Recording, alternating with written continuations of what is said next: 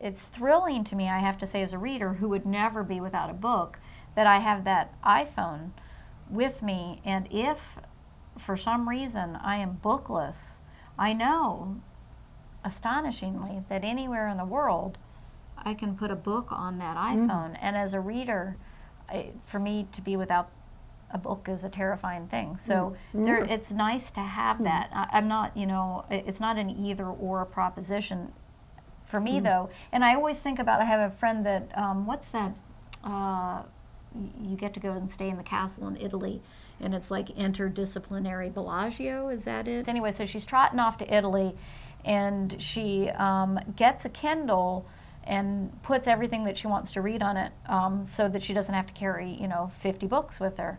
And that worked great. And then she came back home, and everything that she read on the Kindle that she loved, she went to the bookstore and well, that's bought great. it. Yeah, and so I think that there's going to be, I think they can complement each other, and I don't think that we need to make value judgments about which one is better. I think that it's easier for books to go places that they hadn't gone before. That's true. And so that's the upside to it. And I don't generally do upsides. I tend to be what a friend calls a perky curmudgeon.